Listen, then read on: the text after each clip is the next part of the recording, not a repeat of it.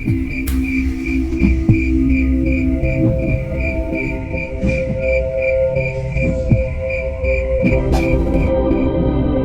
Arif berkata, "Bima, kamu cari barang yang dimaksud kakekmu. Panggil Kromo Sengkono kalau perlu." Ucapnya lagi tanpa mempedulikan kebingungan yang timbul di wajah ibu-ibu yang ada di sana. "Caranya gimana, Pak?" ujar Bima bingung. Segera Pak Arif memberikan penjelasan kepada Bima bagaimana untuk bisa secara sadar kembali melihat masa lalu. Tapi kali ini, karena baru pertama kali dia diminta untuk memanggil Kromo Sengkono agar membantunya. "Jika salah satu dari kalian melihat ada yang aneh atau ada sosok yang berada di dekat Bima, jangan sekali-kali mengganggunya," jelas Pak Arif tegas. Karena saat Bima sudah masuk ke dalam dimensi yang lain, tubuh dan jiwanya sedang terpisah. Jadi, sebisa mungkin jangan mengganggu apapun yang terjadi. Bima sudah kembali dari berwudu. Kali ini dia diminta untuk meditasi dan memusatkan pikiran, berniat agar diberitahu akan kejadian beberapa hari lalu. Suasana di dalam kamar tiba-tiba terasa sesak. Semua orang di sana, kecuali Pak Arif, merasakan kegelisahan luar biasa.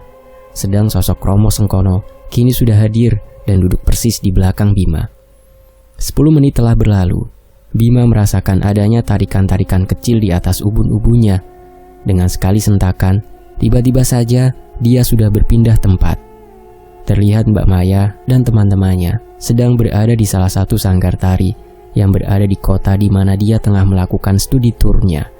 Rombongan tersebut sedang menikmati suguhan tarian-tarian Jawa yang dibarengi dengan suara gamelan. Adegan berganti, kini mereka sedang berjalan di salah satu museum dengan suasana yang sama. Bima pikir mereka masih dalam satu komplek lokasi. Terlihat Mbak Maya sedang bersenda gurau dengan teman-temannya, tetapi ada yang aneh. Sedari tadi, Bima memperhatikan kalau ada sosok perempuan yang mengikuti mereka dari jauh. Wanita itu juga Bima lihat berada di sanggar tari tadi. "Ikuti wanita itu, Bim," ucap Kromo Sengkono yang kini berdiri di samping Bima. Sementara itu, "Astagfirullah," ucap Sekar saat melihat tubuh Bima mengeluarkan asap tipis.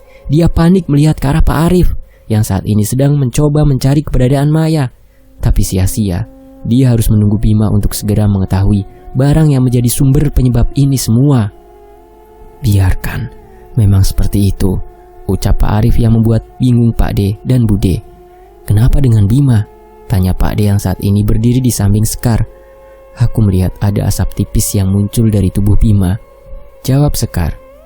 Lambat laun asap yang dilihat Sekar sudah mulai berbentuk menjadi sebuah sosok yang duduk di belakang Bima. Melihat itu semua, Sekar teriak dan mengacung-acungkan tangannya ke arah Bima. Pak D menahannya agar Sekar tidak mengganggu proses ritual yang sedang Bima lakukan.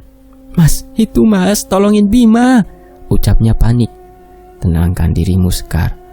Apa yang kamu lihat itu adalah sosok yang menjaga Bima selama ini," ucap Pak Arif dengan nada sedikit membentak. Mulai tenang, kali ini Sekar paham apa yang Bima lihat. Begitu mengerikan. Bagaimana anaknya bisa begitu tahan dengan ini semua? "Rif, kesini," ucap Bima masih dengan kondisi terpejam. Pak Arif yang mengerti langsung menuju ke arah Bima dan segera duduk bersila.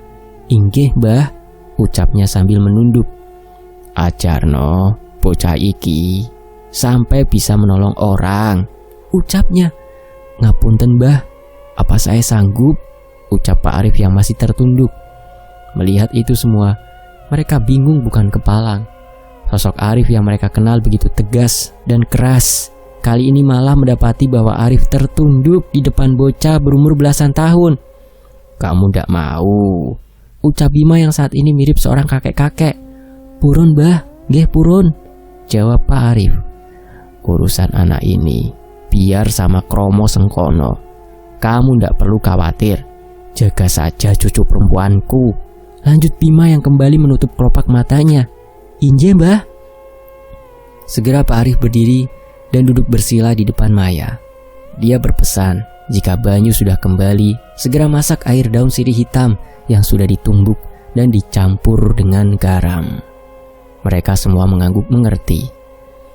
Sudah beberapa waktu, Bima mengamati sosok wanita itu. Kembali dia merasakan energi yang membuat dirinya mual. Wanita muda itu tidak terlihat mencurigakan. Pakaian yang dia kenakan juga sama dengan orang-orang lainnya. Tapi yang membuat Bima penasaran, dia selalu menutupi wajahnya dengan menggeraikan rambut bagian kanan mukanya. "Nyai, aku sudah menemukan orang yang kamu inginkan," ucapnya lirih. Sesaat dia melangkah menuju Mbak Maya dan teman-temannya yang kali ini sudah berada di luaran museum. "Nak, mau beli minumannya?" ucapnya. Merasa kasihan dengan wanita tersebut, terlebih udara begitu panas, Mbak Maya membeli minuman dingin yang dia tawarkan. Namun berbeda dengan yang Bima lihat. Saat dia mengulurkan kembalian dan menyentuh tangan Mbak Maya, ada asap hitam yang menyelimuti tangannya. Sirep. Jelas Kromo Sengkono yang masih setia menemaninya. "Apa itu menjadi media?" tanya Bima. "Sudah, lihat saja," jawabnya tanpa menoleh ke arah Bima. Membrengut, merasa kesal, Bima kembali melihat ke arah Mbak Maya yang kali ini ditempeli sosok wanita dengan muka hancur menjijikan. Adegan kembali berubah. Kali ini Bima sedang berada di sebuah hotel dengan gaya khas rumah Jawa.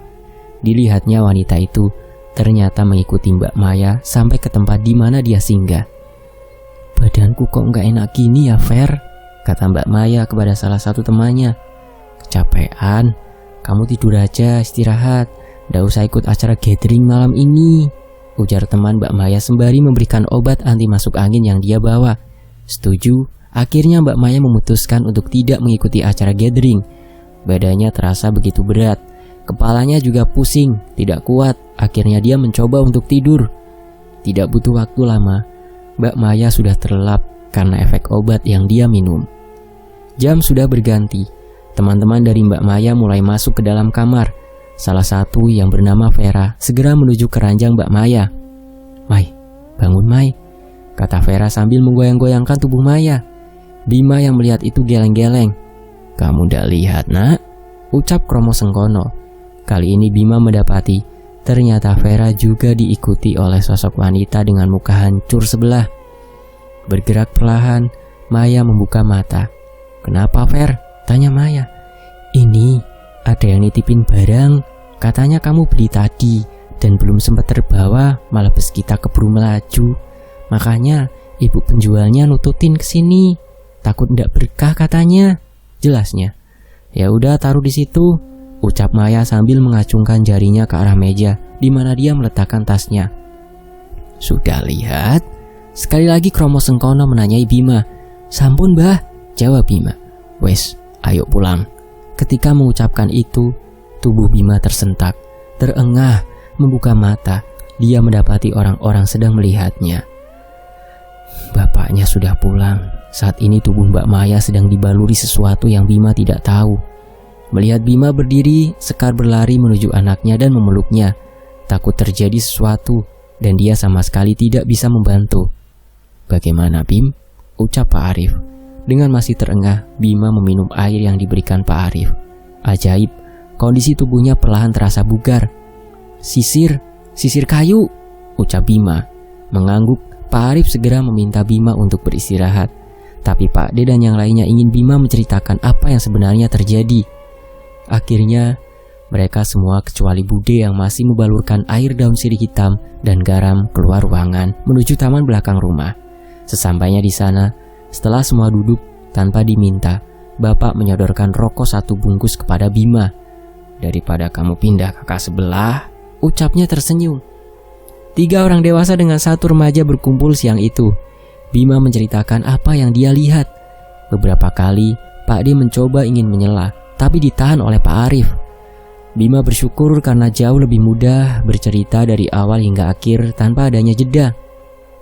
"Jadi, sisir itu menjadi media untuk menyantet anakku?" gerak Pak D setelah mendengar cerita Bima. "Benar, sekarang kita perlu tahu di mana sisir itu berada. Harus ketemu siang ini. Nanti malam aku dan Bima akan melakukan ritual untuk pergi ke alas lali jiwo," ucap Pak Arif. Mendengar itu semua, Sekar komplain. Kenapa Bima harus ikut serta masuk ke alam gaib? "Kenapa anakku kok ajak ke dunia mereka, Mas?" tanya Sekar. "Karena Bima yang menjadi kunci dari semua ini. Gendeswari sudah pernah melukai Bima dengan luka yang ada di leher Bima. Aku bisa merasakan energi dari Gendeswari. Jelas Pak Arif. Tapi kamu tenangin diri kamu, Sekar. Aku percaya Bima bisa melalui ini semua, ucap Banyu yang kini merengkuh Sekar ke dalam pelukannya. Bagaimana Bim? Kamu siap? Ucap Pak Arif. Siap Pak. Bima sudah berjanji kepada Mbak Maya untuk menolongnya, kata Bima mantap. Mendengar itu semua, Pak Ade beranjak dan memeluk Bima mengucapkan terima kasih karena mau menolong Maya. Terima kasih Rif, sudah mau membantu, ucapnya kepada Pak Arif. Setelah selesai, aku minta dibelikan makanan yang banyak.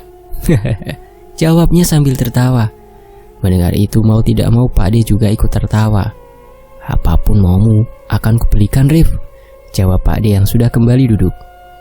Kamu setelah ini istirahat Bim, kumpulkan tenagamu, biar para orang tua yang mencari sisir itu, kata Pak Arif. Lalu sisir itu mau diapakan Pak? Kita bakar untuk menghancurkan sosok Gendeswari, ucapnya sembari menghembuskan asap rokok dari mulut dan hidungnya. Malam sudah menjelang. Suasana tidak berubah sama sekali. Entah kenapa, aura kesedihan seperti terpancar dari dinding rumah Bude Yanti. Bimas dari tadi beristirahat di kamar, melakukan seperti yang diperintahkan oleh Pak Arif. Bim, Bima, terdengar suara Sekar memanggil Bima dari luar kamar. Iya Bu, sahut Bima. Makan dulu Bim, sudah ditunggu yang lainnya. Beranjak, Bima keluar dari kamar. Dilihat ibunya sudah berjalan menuju meja makan. Mengekorinya, Bima bergerak ke arah yang sama dengan Sekar. Di sana semua orang sudah berkumpul, bahkan juga ada Bude. Mbak Maya gimana Bude? Tanya Bima saat sudah duduk. Masih seperti tadi siang Bim, jawab Bude lesu. Kita berdoa terus ya Mbak, agar Maya baik-baik saja dan selalu dilindungi Allah, kata Sekar sambil memeluk kakak perempuannya. Gimana kondisi kamu Bim? Kini Pak Arif yang bertanya. Baik Pak, kita mulai jam berapa? Ujar Bima yang mulai merasakan kecemasan dengan apa yang akan dilaluinya. Tidak menjawab, kini Pak Arif meletakkan benda, sebuah sisir kayu kuno di tengah meja makan. Melihat itu, Bima mengangguk. Ini sisir yang diberikan oleh temannya Mbak Maya, ucap Bima saat memperhatikan benda tersebut dengan lebih seksama. Saat dia mau menyentuh benda itu, tangannya langsung ditepis oleh Pak Arif. Jangan kamu sentuh, itu bisa berdampak bagi tubuhmu. Kamu belum sepenuhnya bisa menetralisir energi negatif yang masuk ke dalam dirimu Bim. Kalau begitu, apa tidak berbahaya jika Bima harus berada di dunia astral Rif? Aku mau anakku selamat, tapi aku juga tidak mau mengorbankan keponakanku, kata Pak D dengan raut wajah khawatir. Kalian lupa kalau sosok yang menjaga Bima bukan sosok biasa. Itu baru salah satu. Masih ada yang lain yang belum bisa Bima lihat, dan mereka selalu berada di sekeliling Bima, jelas Pak Arif. Tapi, apa kau pikir aku akan membiarkan Bima dalam bahaya? Justru di sini keselamatanku sendiri yang menjadi taruhannya. Begitu besar resiko yang harus aku ambil ketika membawa Bima masuk ke alam mereka. Pak Arif menegaskan, suaranya memotong keraguan yang muncul di dalam diri Pak D. Memang benar, apa yang dikatakan Pak Arif, justru nyawanya yang saat ini terancam.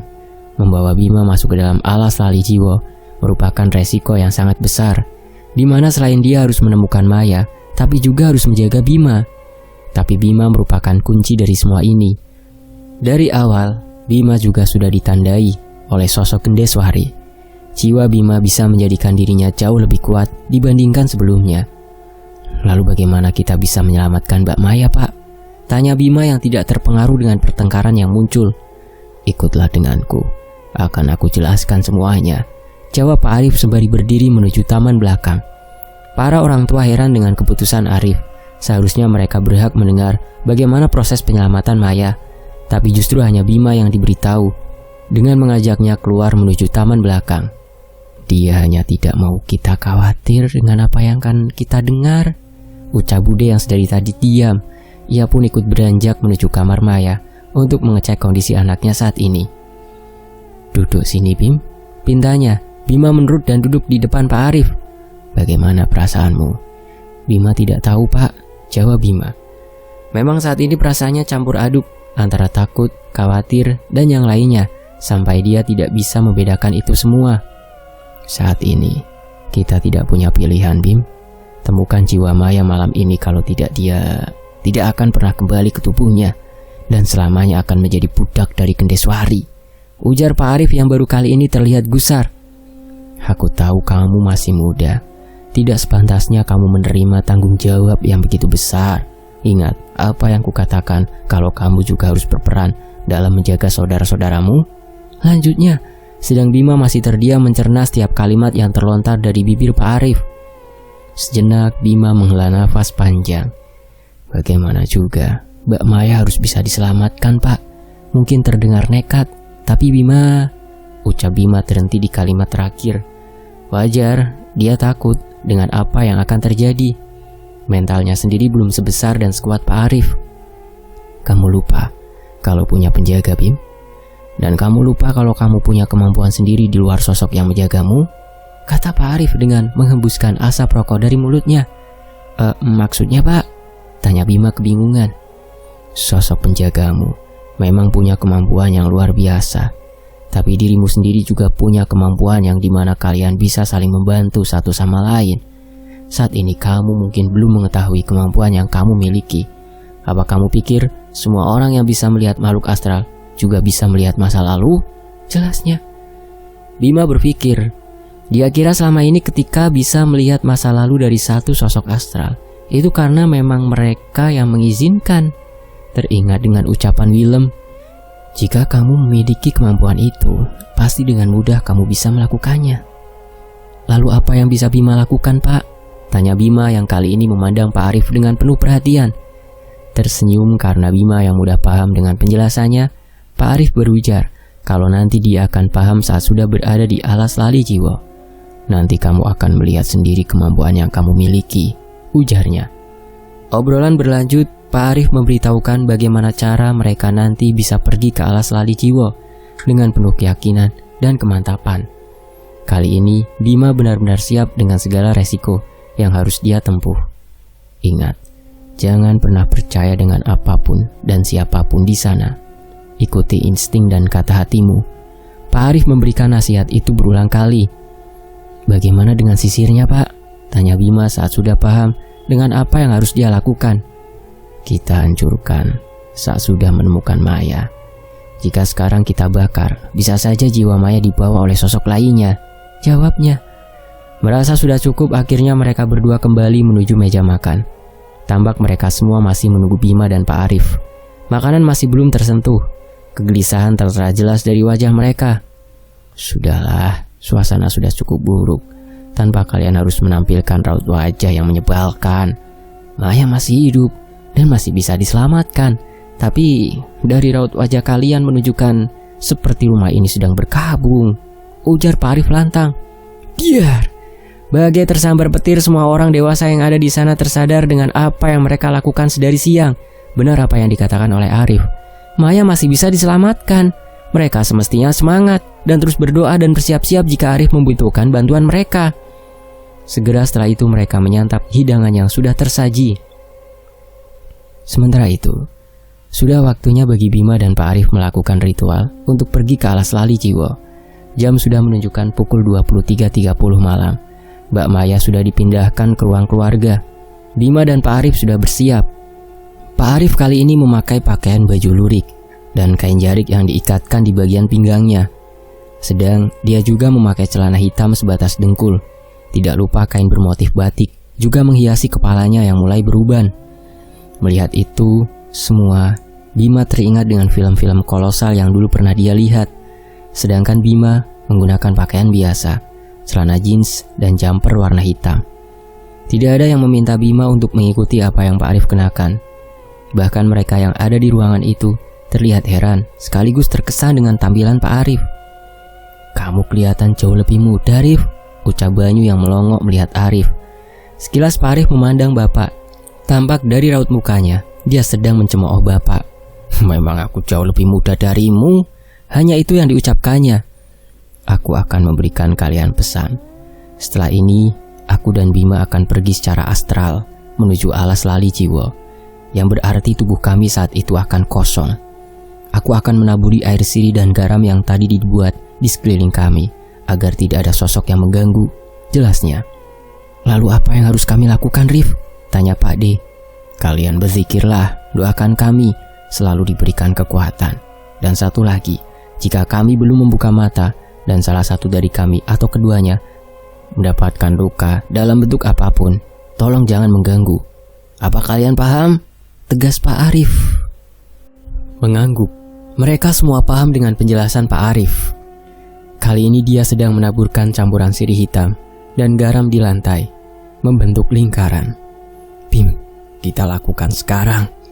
Baik Pak, ucap Bima sambil duduk bersila menghadap Pak Arif. Sejenak kepalanya dipegang oleh Pak Arif, serta dia merapalkan mantra yang Bima ketahui itu sebagai pembuka portal gaib. Mengatur nafas, seperti sensasi yang sudah pernah dia rasakan. Tarikan-tarikan kecil mulai terasa di area kepalanya. Makin lama makin kencang. Kini Bima sedang berdiri di salah satu tempat. Di sekelilingnya penuh dengan pohon-pohon tinggi. Suasana malam tidak nampak, lebih mirip dengan waktu di kala maghrib. Ingat pesanku, Bim. Jangan percaya dengan apapun yang ada di sini. Sekarang panggil penjagamu, ucap Arif yang sedari tadi tidak Bima rasakan kehadirannya. Kromo Sengkono, batin Bima. Dalam sekejap sosok itu sudah berdiri di sebelah sisi Bima yang lainnya. Yakin kamu mau bawa anak ini? Ucap Kromo Sengkono kepada Arif dengan geraman yang menakutkan. Yakin, Bima kunci dari semua ini. Apa kamu tidak mau membantu? Ujar Pak Arif dengan berani. Kamu meremehkan aku, bocah? Jawabnya menggelegar, yang membuat bulu Roma berdiri. Sedangkan Bima hanya bisa melihat dan mendengarkan percakapan mereka. Tidak berani menyelah satu sama lain. Baginya saat ini, kedua sosok yang ada di depannya begitu menakutkan. Le, satu yang aku kasih tahu.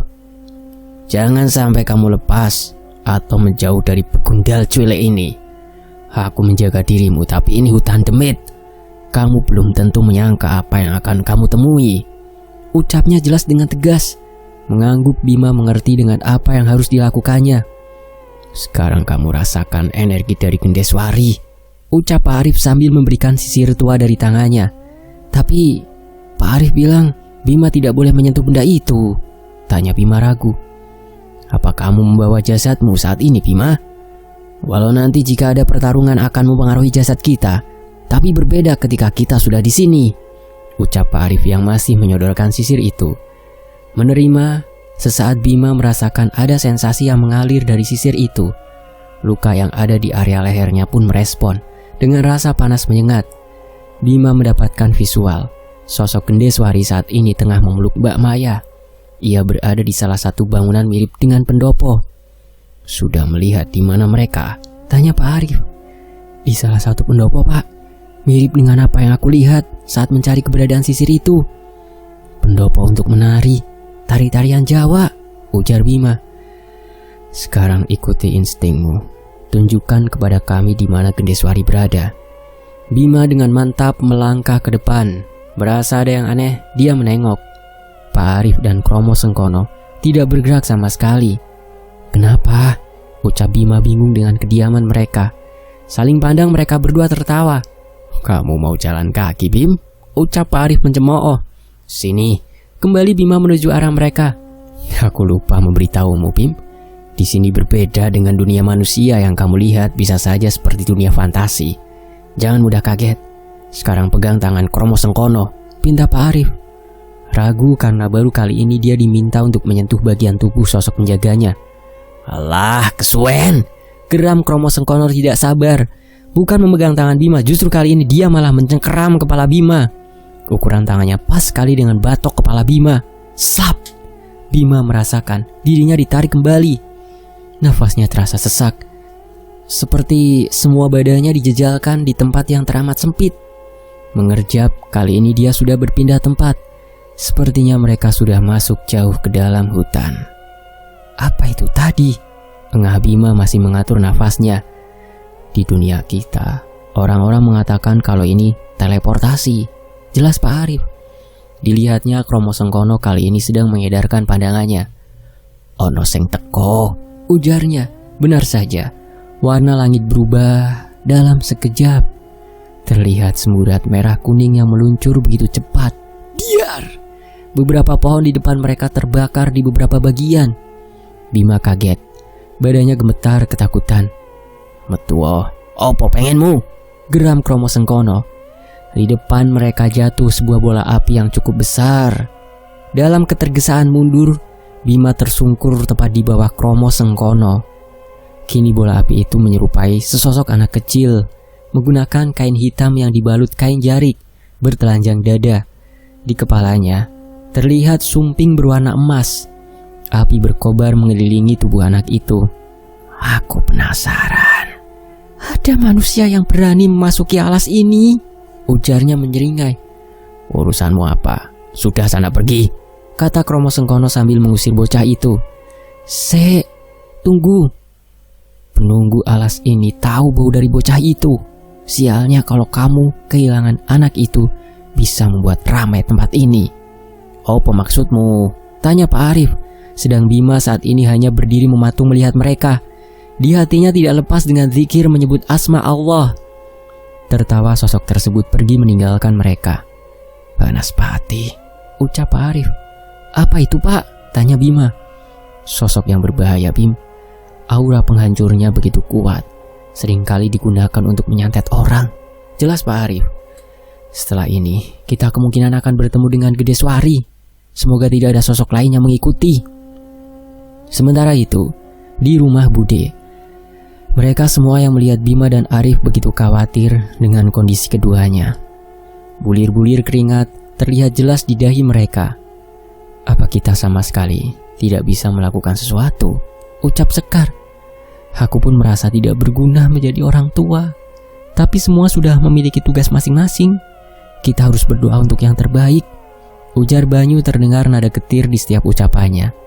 Sudah 10 menit berjalan semenjak Bima dan Pak Arif pergi meninggalkan tubuh mereka.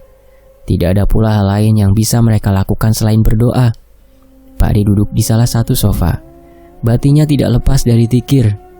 Sedang Bude duduk di samping anaknya yang terus melantunkan bacaan Quran. Tiba-tiba tubuh Maya menggelepar. Darah segar keluar dari bibirnya. Bude teriak melihat itu. Sontak mereka mendekati dan mencoba menenangkannya.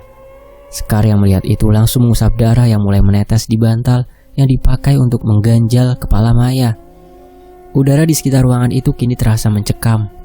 Angin dingin tiba-tiba masuk entah dari mana, membuat bulu kuduk meremang. Brak! Terdengar suara benda yang jatuh di atas kepala mereka. "Apa itu, Mas?" ucap Sekar ketakutan. "Kita terus berdoa," sahut Pak Ade yang paham kalau itu gangguan gaib.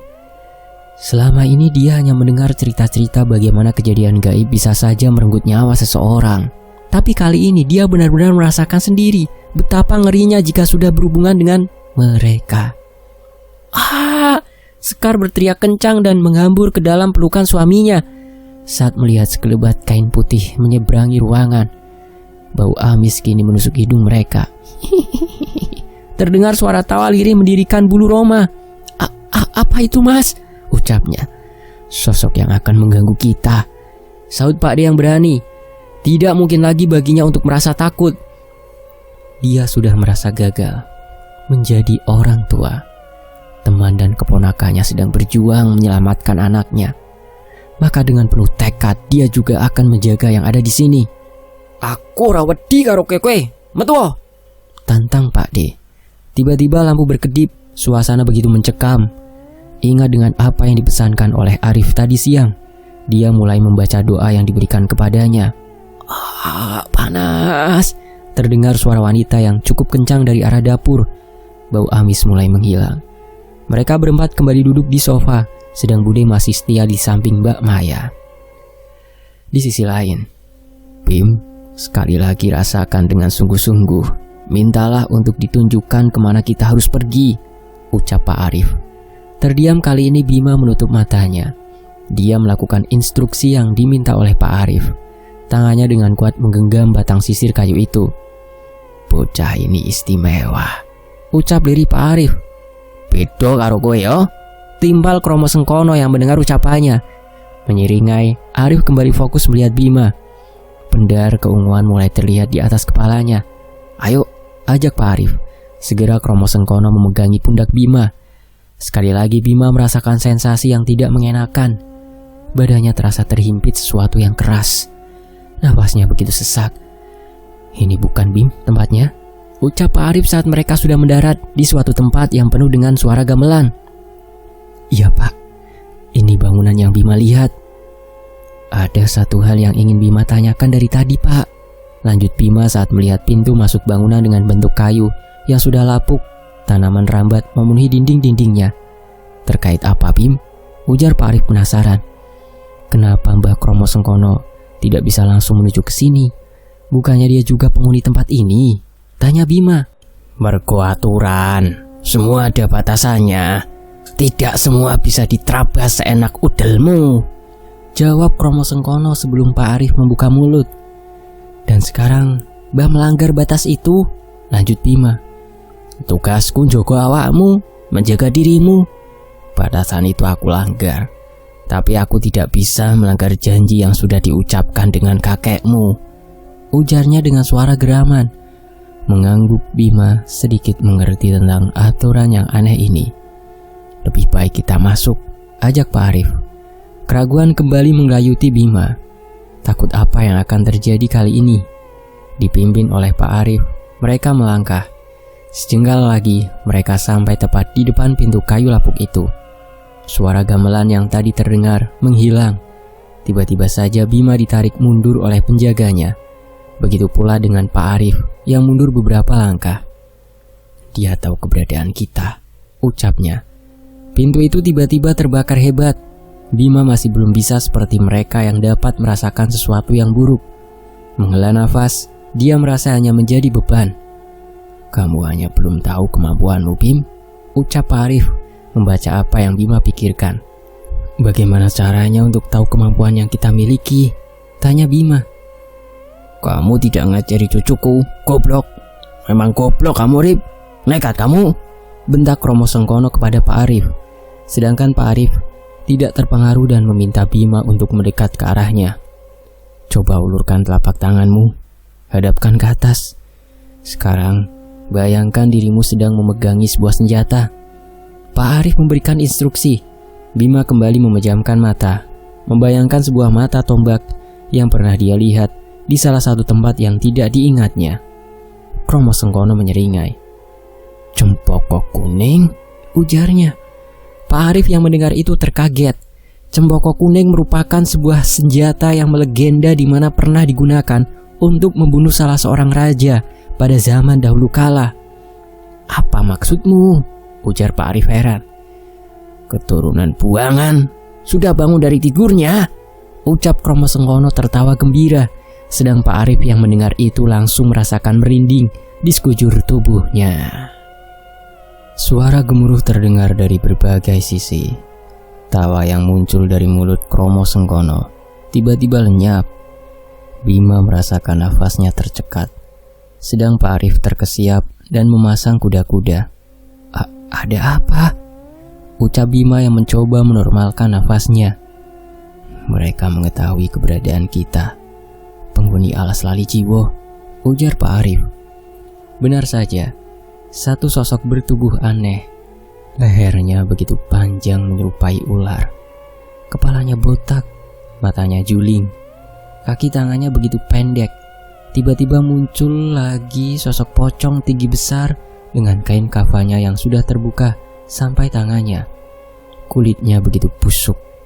Banyak koreng dan bisul yang ada di tubuhnya. Bima benar-benar ketakutan sekarang. Mental keberaniannya yang muncul tadi sudah hilang diterpa angin yang entah dari mana terus berhembus kencang. Tangannya kebas oleh keringat. Kakinya terasa lemas untuk bisa menopang tubuhnya. Dirinya benar-benar takut dengan kepungan demit yang mengelilingi mereka. Bram! Cahaya merah kekuningan tiba-tiba menyambar di depan mereka. Sosok Banaspati kembali muncul. Kromo Sengkono dan Pak Arif sudah bersiap untuk bertarung. Percuma kalian melawanku. Lihatlah di sekitar kalian. Sudah kukasih tahu. Bau anak itu membuat huru hara. Sekarang mereka sudah tahu anak itu punya pengaruh. ujarnya serius. Bima yang mendengar itu justru bingung. Kenapa dia begitu diinginkan? Sedang dia sendiri tidak tahu apa yang sedang terjadi. Benda yang kini berada di tangannya, dia genggam dengan erat. Belum sempat Bima bertanya, tiba-tiba ada sosok wanita yang melayang menuju ke arahnya. Sambil tertawa keras, sosok tersebut mendelik ke arah Bima. Tangannya terjulur ke depan seakan ingin menyambar tubuhnya. Blam! Sosok itu terpental. Kromo Sengkono dengan cepat mengayunkan tangannya yang besar dan mengenai sosok wanita itu. Sedang di sisi lain, Pak Arif juga sedang berkelahi dengan sosok-sosok lainnya yang ternyata juga sudah mendekat. Bim, jangan sampai mereka menyentuh tubuhmu, teriak Pak Arif kencang. Kromo Sengkono juga sedang bertarung. Banyak sekali sosok yang mendekat. Bima hanya berdiri mematung memandang mereka. Bau anyir darah menusuk hidung Bima. Suara gemeretak gigi terdengar dari sisi belakang Bima. Kali ini ada sosok yang lebih menjijikan lagi. Separuh mukanya hancur meleleh. Giginya hitam, kepala dan tubuhnya tidak utuh. Merangkak mendekati Bima dengan cepat. Tinggal secenggal lagi, tangan sosok itu menyentuh leher Bima. Tiba-tiba saja kobaran api datang dan menghantam tubuh sosok itu. Bima ikut terpental beberapa meter. Dadanya terasa sakit sekali. Darah mengalir dari bibirnya. Banaspati entah datang dari mana menubruk sosok yang ingin membawa Bima pergi. Kromo Sengkono yang menyadari Bima dalam bahaya, secepat kilat sudah berada di sampingnya. Banaspati kembali berputar-putar, yang sekarang terlihat seperti lingkaran api. Pak Arif mendekat ke arah mereka. Dia kewalahan dengan sosok-sosok yang datang silih berganti, tiada habisnya.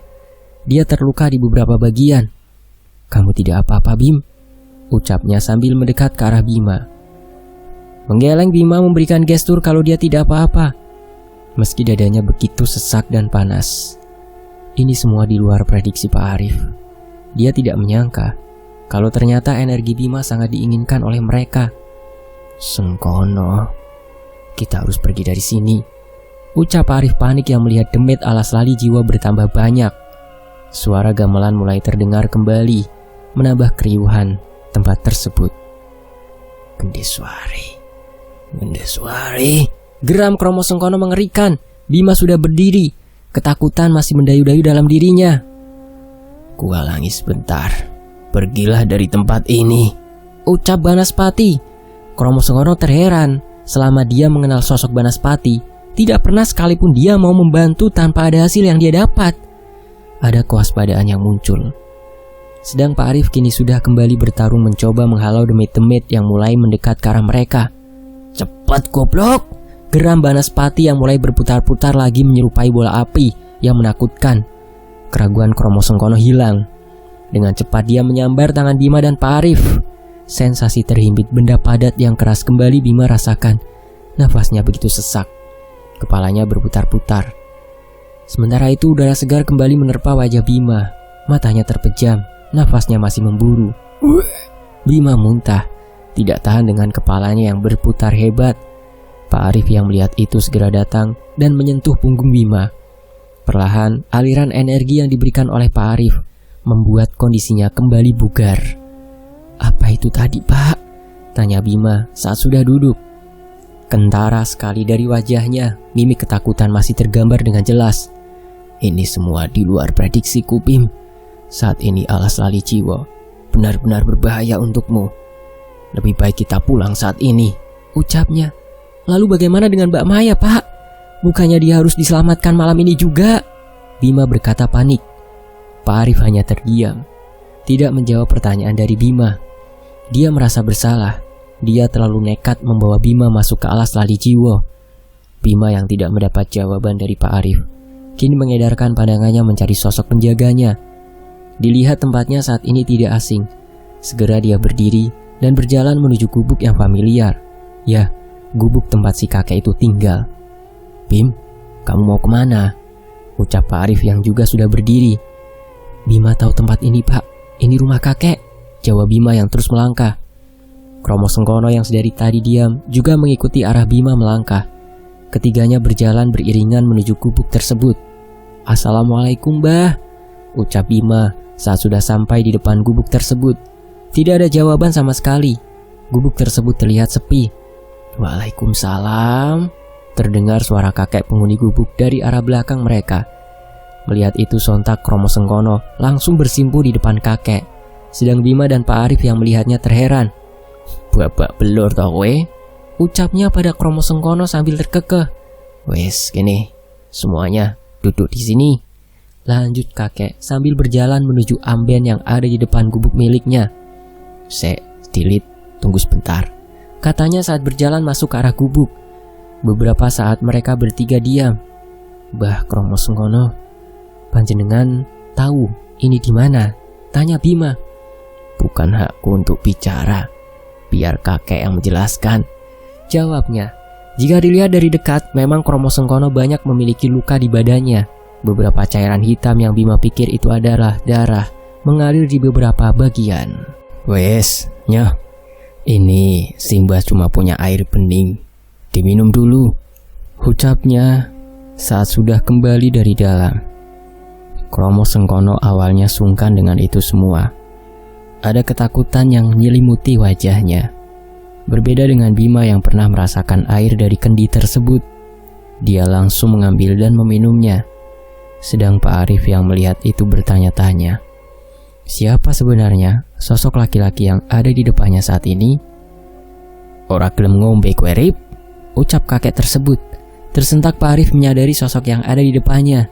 Dia langsung berdiri dan sungkem kepada kakek tersebut.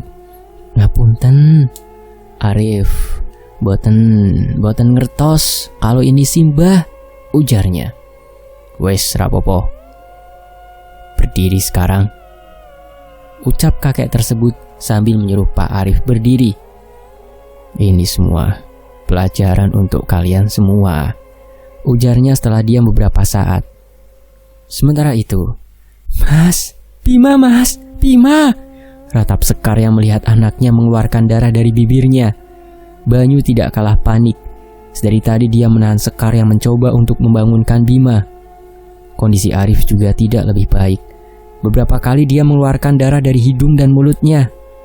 "Sekar, maafkan aku, Sekar," ucap Bude yang masih setia berada di samping anaknya. Mendengar itu Sekar berpaling serta menuju ke arah kakaknya. Direngkuhnya sosok wanita itu. "Enggak, Mbak, ini semua bukan salahmu. Aku benar-benar khawatir dengan keadaan mereka saat ini," ucapnya sambil menitikkan air mata. Suasana di rumah itu kini benar-benar mencekam. Udara begitu menyesakan. Bau bangkai dan amis menguar dari berbagai arah. Suara-suara tanpa sosok saling bersahutan. Tidak ada yang berani beranjak dari ruang keluarga tersebut. Bahkan keinginan untuk pergi ke kamar mandi pun mereka urungkan. Maya tiba-tiba tersentak. Dia berteriak dengan keras. Panik, Bude segera memeluk anaknya. Tangisnya pecah. Tidak tahu harus berbuat apa. Pikirannya kalut, memikirkan keselamatan anaknya, serta Bima dan Arif. Semua orang yang ada di situ merasakan tidak bisa berbuat apa-apa, kecuali terus berdoa. Di sisi lain, "Mbak Maya gimana, Pak?" tanya Bima kepada Pak Arif, yang sedari tadi diam setelah dia mendengar apa yang diucapkan oleh si kakek. "Ojo sumelang, jangan khawatir Cah Bagus. Mbakmu ndak apa-apa. Biar nanti Kromo Sengkono dan Arif yang kesana," ucap si kakek. "Bima boleh ikut, kek. Bima sudah janji sama Mbak Maya," ucap Bima. Walau ketakutan, tapi dia sadar tujuannya datang ke sini untuk menyelamatkan sepupunya dari Kendeswari. Dia tetap tidak bisa duduk di sini dan hanya menunggu. Bagaimanapun juga Bima dari dulu selalu memegang teguh dengan apa yang sudah diucapkan olehnya. Banyu selalu mengajarkan Bima untuk menjadi laki-laki yang bertanggung jawab. "Di sana terlalu berbahaya, Bim. Lebih baik kamu di sini menunggu. Aku sudah tahu keberadaan Maya," ucap Pak Arif. Sedang kakek hanya tersenyum melihat Bima yang memang teguh janjinya. "Boleh kamu ikut. Tapi satu, kalau berani ya berani, jangan takut-takut." Mendengar itu, Bima terkesiap. Mengingat setiap kejadian yang tadi dilaluinya, mentalnya masih jauh dari kata berani. Bahkan dikala ada sosok yang datang menghampirinya, justru malah dia terdiam, tidak bisa melakukan apa-apa. "Wani yo wani, ojo wedi-wedi." "Gimana, tetap mau ikut?" Ucap kakek tersebut yang kini malah membelai kepala Bima dengan lembut. Bima bingung.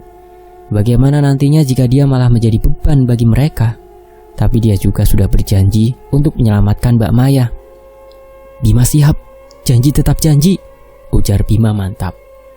Mendengar itu, Kromo Sengkono tertawa. Orang yang dilindunginya benar-benar bocah yang menarik. Yoh, kalau itu pilihanmu, sekarang ikut aku sebentar, kata si kakek sambil berdiri. Inggih mbah, ucap Bima sambil mengikuti Simbah menuju halaman depan rumahnya. Kamu tahu apa itu yang kamu pegang saat ini? Ucap kakek sambil menunjuk mata tombak yang sedari tadi Bima genggam. Senjata mbah, ucap Bima polos, teringat dengan perkataan Pak Arif kalau dia bisa membuat senjata. Mendengar itu si kakek justru malah tertawa. Sudah sini, pinjam dulu, pinta si kakek sambil menjulurkan tangannya. Bima yang bingung pun langsung memberikan benda itu. Mundur kamu, ucap si kakek menyuruh Bima untuk sedikit mundur. Sejenak kakek diam. Lalu dengan kekuatan yang mengejutkan, dia menancapkan mata tombak itu ke dalam tanah. Tiba-tiba, angin berhembus dengan kencang. Asap keluar dari arah mata tombak yang ditancapkan oleh kakek. Kali ini tergantikan dengan sosok wanita. Wanita yang begitu cantik dengan menggunakan baju Jawa berwarna kuning cerah. Bima, ucapnya lembut. Nggih mbah, ucap Bima merepet. Melihat itu semua Pak Arif dan Kromo Sengkono kaget. Sosok yang ada di depan Bima benar-benar memiliki energi yang luar biasa. Wes, saiki jaganen putuku, ucapnya sambil beranjak pergi meninggalkan mereka berdua menuju Kromo Sengkono dan Pak Arif. Aku Cempoko Kuning, tidak usah takut, tidak usah khawatir. Aku sudah tahu masalahmu. Sebelum kamu bertemu dengan Gendeswari, kamu harus siap mental. Jangan takut dengan barang yang tidak enak dimakan, ucapnya lembut dan kembali lagi menjadi sebuah mata tombak. Mengambil mata tombak itu, Bima segera kembali ke gubuk di mana mereka sedang duduk memperhatikan Bima. Wes, tanya si kakek tersenyum. Sampun bah, jawab Bima mantap. Sudah sana, kalau mau diteruskan, jangan khawatir. Tetap berpegang teguh dengan Yang Maha Kuasa, ucapnya tegas. Mereka bertiga berdiri, meminta restu kepada kakek, dan segera kembali berjalan ke arah halaman gubuk. Saat sudah sampai di halaman, Kromo Sengkono memegangi pundak Bima dan Pak Arif. Kembali sensasi terhimpit benda keras Bima rasakan. Tiba-tiba mereka sudah berada di tempat di mana tadi mereka dikepung oleh sosok penghuni alas Lali Jiwo. Dilihatnya, sekeliling banyak pohon yang masih berasap.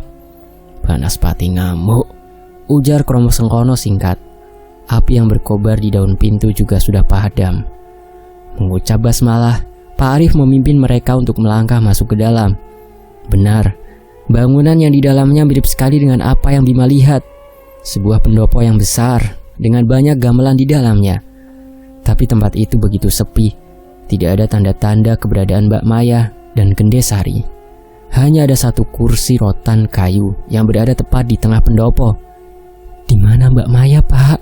Ucap Bima mengedarkan pandangannya. Aku tidak tahu, Bim. Lebih baik kita berhati-hati, ucapnya yang juga sedang mengedarkan pandangannya. Kamu coba sekali lagi lihat di mana keberadaan Gendeswari, Bim, pinta Pak Arif. Mengerti, segera Bima mengambil sisir kayu yang dia masukkan ke dalam kantung celananya. Dia berkonsentrasi penuh, mencoba melihat di mana Gendeswari, menggunakan media sisir yang sedang dia pegang. Tapi tetap sama, Bima hanya melihat bangunan pendopo yang ada di depannya. Bagaimana, Bim? Tanya Pak Arif sesaat setelah Bima membuka matanya. Tidak berubah, Pak. Bima hanya melihat bangunan pendopo yang mirip dengan yang ada di depan kita, jawab Bima mantap. Mendengar itu Pak Arif kini duduk bersila. Segera dia merapalkan sesuatu yang tidak bisa Bima dengar dengan jelas. Terdengar dentuman keras dari arah depan mereka. Kini sosok yang mereka cari sedang berdiri tepat di depan mereka bertiga. Gendeswari, sosok yang selama ini meneror Bima dan keluarganya, berdiri dengan senyum yang mengerikan. Sosok Maya ada di belakangnya, duduk di atas kursi rotan kayu yang sudah tampak berumur. Tidak kaget kalau kalian semua bisa sampai di tempatku, Kromo Sengkono dalangnya, ucap Gendeswari yang kini berjalan mendekati Maya yang tampak tertidur. bocah iki wis dadi duweku. Aku wis ngomong ket wingi-wingi. Lanjutnya dengan suara yang menggelegar. Bima yang mendengar itu seketika menutup telinganya. Bukan hakmu mengambil sukma manusia, kata Pak Arif yang sudah bersiap-siap dengan kuda-kudanya. Bocah seperti kamu tidak tahu apa-apa, lebih baik diam, balas Gendeswari yang saat ini tengah memeluk tubuh Maya dari sisi samping kursi rotan. Kakean cangkem, ujar Kromo Sengkono yang langsung bergerak. Dalam sekejap mata, dia sudah ada di depan Gendeswari. Dengan cepat dia menarik tubuhnya dan berpindah tempat lagi di depan pendopo. Tidak kalah cepat, Gendeswari bisa melepaskan diri, melecutkan selendang yang dibawanya ke arah Kromo Sengkono yang berhasil menghindar. Tujuan Kromo Sengkono adalah menjauhkan Gendeswari dari Maya. Sudah terlalu lama sukmanya dikuasai oleh Gendeswari. Bima yang melihat itu sudah bersiap. Ketakutannya sudah hilang. Yang ada saat ini, bagaimana caranya membawa Mbak Maya pergi dari tempat ini? Suara gamelan kembali lagi terdengar. Gendeswari mulai menari. Cih, nenek tua sepertimu tidak layak menjadi seorang penari, ucap Kromo Sengkono. Mendengar hinaan yang terlontar dari mulut lawannya, kini Gendeswari duduk bersila. Suasana tiba-tiba senyap, udara dingin menerpa. Angin datang berhembus dengan cepat. Sosok penghuni alas lali jiwa kembali berdatangan. Kowe sek ngundang demit-demit iku, geram Kromo Sengkono saat melihat demit-demit yang tadi mereka hadapi mulai berdatangan. Kamu lupa, ini tempat apa? Ujarnya menyeringai, memperlihatkan siungnya yang tajam. Suara gamelan terus berbunyi. Tubuh Bima merinding dengan hebat, ditambah dengan suasana yang begitu mencekam. Mereka bertiga dikepung dengan sosok-sosok yang mengerikan. Sanggarpati, ucap Kromo Sengkono. Mendengar itu Gendeswari tertawa terbahak-bahak. Wes sadar, ucapnya. Seketika Kromo Sengkono kembali ke sisi Bima dan Pak Arif. Sanggarpati? Tanya Bima. Alun-alun dari alas lali jiwo. Gendeswari yang mengundang sosok penghuni alas ini, ucap Pak Arif. Mendekat ke arah Bima sejenak, dia memejamkan matanya. Jika memang ini akhir dari hidupku, sebisa mungkin selamatkan Maya. Aku sudah banyak berutang budi dengan keluargamu, lanjut Pak Arif. Bergerak salah satu sosok meluncur ke arah mereka. Terkesiap Kromo Sengkono melempar sosok tersebut ke arah Gendeswari yang kini tengah menari di tengah pendopo. Melihat itu, Pak Arif segera duduk bersila. Bima kembali siaga dan mengedarkan padangannya. Mata tombak cempoko kuning sedari tadi sudah dia genggam dengan erat. Jika ada sosok yang mendekat, dia berniat untuk langsung menusukkan mata tombak itu ke tubuh mereka. Semakin banyak sosok yang mendekat, Pak Arif kini sudah berdiri dan menghajar beberapa dari mereka. Teknik silat yang Bima lihat benar-benar membuatnya kagum. Dek, dia lupa bahwa dia juga mempelajari silat di dunia manusia. Teringat dengan kata-kata Pak Arif. Bima hanya belum tahu kemampuannya. Meski belum memiliki tingkatan yang tinggi, setidaknya dia tahu dasar-dasar bela diri yang pernah dipelajarinya. Aku akan membantumu, terdengar suara lembut wanita di telinga Bima. Kromo Sengkono saat ini sedang menghadapi Gendeswari. Suara dentuman demi dentuman terdengar dari arah mereka. Satu sosok dengan cepat bergerak menuju Bima. Pak Arif yang sedang dikerubungi demit alas lali jiwa melihat Bima sedang dalam bahaya. Saat sedang berusaha mencapai Bima, dirinya tersentak. Bima dengan lincah dapat menghindari sosok tersebut dan menghujamkan mata tombak yang dipegangnya tepat di kepala demit tersebut. Tersenyum, kembali dia fokus menghadapi lawannya. Bima yang kaget karena badannya bergerak dengan sendirinya. Kali ini lebih banyak sosok yang mendekat. Beberapa sudah Bima lumpuhkan. Gemuruh suara kembali terdengar. Langit yang semula gelap tiba-tiba menyala, membentuk sebuah garis merah kekuningan. Giar! Demit-demit yang mengerubungi Bima terpental. Sosok Banaspati kembali datang. Untuk cempoko kuning, Sugeng Rawuh, ucap Banaspati sambil duduk bersimpu di depan Bima. Sedang Bima yang melihat itu heran. Tidak tahu kenapa sosok yang terkenal buas ini malah bersimpu di depannya. Tapi tidak ada waktu lagi. Keselamatan Mbak Maya saat ini lebih penting daripada sebuah penjelasan. Cupu cawedok kae, terdengar suara wanita lembut. Ambil saja perempuan itu. Mendengar itu, Banaspati segera berdiri dan pergi ke arah pendopo. Dalam sekejap, tubuh Mbak Maya sudah dalam gendongannya.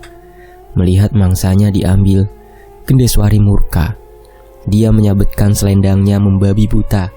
Kromo Sengkono terlempar jauh dengan suara dentuman yang luar biasa keras. Sedang Pak Arif juga sudah mulai kewalahan dengan banyaknya sosok yang datang. Wangi, pucah-pucah kae, bantu mereka. Sekali lagi terdengar suara wanita lembut. Banaspati tanpa menunggu lama langsung menuju Pak Arif dan membawanya kembali ke sisi Bima. Kondisinya benar-benar buruk. Bima langsung berlutut di sebelah Pak Arif. Pak Arif, Pak, bangun, ucap Bima panik saat melihat laki-laki di depannya tersenggal-senggal. Kini sosok Gendeswari mendekat ke arah Bima.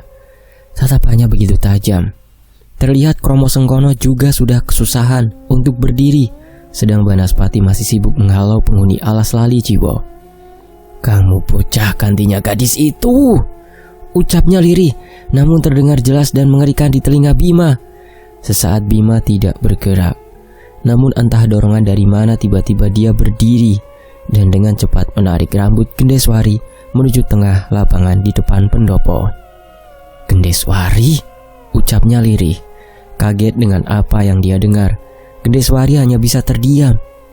Nyai, ucapnya terbata. Dia tahu sosok yang sedang dihadapinya bukan orang sembarangan.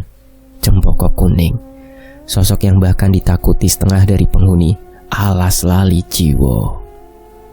Sementara itu, di sisi lain, ampun Nyai, ucap Gendeswari terbata, takut dengan sosok yang berdiri di hadapannya. Cempoko Kuning benar-benar membuat nyali Gendeswari menciut. Bagaimana bisa sosok yang sudah lama menghilang tiba-tiba hadir di sini, di Sanggarpati? Tidak ada jawaban yang keluar dari mulut Bima. Sesaat Gendeswari mengira bahwa sosok Cempoko Kuning masih berada di depannya, tapi dia langsung sadar bahwa saat ini yang di depannya hanya bocah Bima yang lemah. Pruk. Dengan sekali pukulan, Gendeswari memukul Bima telak di perutnya. Terpental Bima mengerang kesakitan. Dia tidak sadar apa yang barusan terjadi. Tiba-tiba tubuhnya bergerak sendiri menuju ke arah Gendeswari dan menggeretnya ke tengah lapangan. Kromo Sengkono yang melihat Bima terpental segera bangkit dan mencoba untuk menolongnya. Tapi selalu saja sosok penghuni alas lali Jiwo masih mencoba menyerangnya, sedang Pak Arif masih terkapar. Bima berusaha berdiri, badannya benar-benar sakit. Baru kali ini dia merasakan dipukul sampai terpelanting beberapa meter. Sungguh, alam mereka benar-benar mengerikan. Dalam ketergesaannya, saat mencoba berdiri, dia merasakan sedang menggenggam sesuatu. Dilihatnya ternyata itu rambut milik Gendeswari yang lepas saat dirinya terpukul mundur. Berpikir cepat, Bima langsung bersila. Dia berdoa memohon ampun atas segala dosa yang pernah diperbuatnya dan meminta perlindungan kepada Sang Maha Kuasa. Nekat, Bima kembali ke masa lalu. Kini, Bima sedang berdiri di sebuah tempat yang begitu asing. Seperti sebuah desa yang masih terisolasi jauh dari perkotaan. Mengedarkan pandangan, dia melihat seseorang wanita muda sedang berjalan dengan tergesa-gesa. Wanita itu berusaha secepat mungkin berjalan dengan kakinya yang cacat. Sesekali ia melihat ke belakang hanya untuk sekedar memastikan kalau dia tidak dilihat oleh warga desa. Itu Bu, lihat, anak pembawa sial lagi keluar dari sarangnya, bisik wanita parubaya kepada wanita lain yang ada di sebelahnya. Shh, diam, bisa dengar dia nanti. Dia itu pembawa sial di sini. Harusnya sudah lama diusir dari desa kita, timpal ibu tersebut. Wanita itu berhenti sejenak saat mendengarkan suara bisik-bisik yang terdengar jelas di telinganya. Bima yang melihat itu paham bahwa keberadaan wanita itu tidak dianggap sama sekali. Bahkan bisa dibilang mereka membencinya. Tatapan sinis dan jijik tertera dengan jelas saat ibu-ibu tadi memandangnya. Perasaan aneh tiba-tiba mengalir ke dalam tubuh. Bima seolah tahu apa yang sedang dirasakan oleh wanita itu. Perasaan sakit hati dan dendam terhadap warga desa. Memejamkan mata dan mengatur nafas, Bima sekali lagi mencoba untuk jauh merasakan lebih dalam lagi. Sudah menjadi makanan sehari-hari dengan ucapan dan hinaan yang muncul dari bibir orang-orang yang ada di sekitarnya, menampilkan senyum kecut dan kembali berjalan. Andai aku memiliki tubuh yang sempurna, wajah yang cantik, pasti mereka tidak akan menuduhku macam-macam, ucapnya lirih, namun tergambar jelas dari raut wajah hatinya begitu perih dan ngilu. Kenapa, Rum? Terdengar suara wanita rentah. Terkesiap, ia mendongakkan kepalanya. Tidak sadar kakinya sudah menuntun hingga sampai di depan rumah, di mana dan dia ibunya tinggal. Arum gak apa-apa, Bu, ujarnya sambil tersenyum, menjawab pertanyaan Lastri, wanita yang merawatnya dari kecil, sosok ibu yang selalu menyayanginya. Yowis, masuk sana, bersih-bersih, terus makan, kata Lastri sambil melanjutkan kegiatannya menyapu halaman. Mengangguk, Arum berjalan menuju ke dalam rumah. Kondisi rumah Arum memang terlihat sederhana, tidak banyak barang. Rumah itu adalah peninggalan dari mendiang bapaknya, salah satu harta warisan yang sebisa mungkin mereka jaga dan rawat sebaik-baiknya. Pikiran Arum masih begitu kalut. Keinginan untuk bisa menjadi seperti orang-orang begitu menguasainya. Sedari tadi makanan yang ada di depannya pun belum tersentuh sama sekali. Melihat itu, ada rasa khawatir yang muncul di hati Lastri. Kok melamun? Kenapa Tonduk? Sini cerita sama ibu, ucap Lastri yang mengagetkan Arum. Enggak apa-apa, Bu, Arum cuma kecapean. Badan rasanya enggak karuan, kilahnya, tidak mau menambah beban Lastri. Dia tahu ibunya. Jika bercerita hanya akan menampilkan raut wajah sedih dan berulang kali meminta maaf atas kondisi yang menimpa Arum selama ini. Tidak bisa dibilang baik-baik saja. Dengan kakinya yang cacat serta bekas koreng di area wajahnya, membuat Arum harus terus menggerai rambutnya yang panjang menutupi sebagian mukanya. Mungkin inilah yang membuat warga desa enggan untuk berinteraksi dengannya. Nelangsa dengan apa yang terjadi, Arum bangkit tanpa mengucapkan apapun dan langsung masuk ke dalam kamar. Sudah puluhan kali dia menangis. Berbagai cara dia lakukan agar bekas koreng yang ada di mukanya bisa hilang, mulai dari ramuan tradisional hingga pergi ke tabib. Tapi tetap saja luka-luka yang ada di tubuh Arum tidak bisa hilang. Kelelahan karena menangis, tanpa sadar Arum tertidur di senja itu. Dek, bangun, terdengar ucapan lembut dari arah samping tempat tidur Arum. Dia merasakan usapan lembut menerpa rambutnya. Menggeliat, Arum membuka mata. Seketika dia kaget. Tadinya dia berpikir bahwa suara wanita yang membangunkannya adalah Lastri, ibunya. Namun ternyata itu bukanlah ibunya, melainkan sosok wanita yang cantik dan rupawan. Melihat itu, Arum langsung beranjak menuju ujung kasurnya. Dengan jelas kali ini dia melihat seorang wanita yang begitu cantik. Kulitnya halus, warnanya kuning langsat, bagai cahaya rembulan yang sedang bersinar terang. Rambutnya hitam lurus, tergerai hingga punggungnya. Bibir dan matanya yang indah membuat siapa saja pasti betah berlama-lama menatap wanita itu. Rene, Nduk. Sekali lagi wanita itu memanggil Arum untuk mendekat ke arahnya. Bagai terhipnotis, Arum mendekati wanita itu. Ngapunten, panjenengan sinten, J? Bersambung. Nantikan kelanjutannya hanya di Fakta Sejarah. Terima kasih untuk Mas Netra Kala dan tentunya buat teman-teman yang sudah menyimak kisah ini sejauh ini di Fakta Sejarah. Wassalamualaikum warahmatullahi wabarakatuh. Alhamdulillah.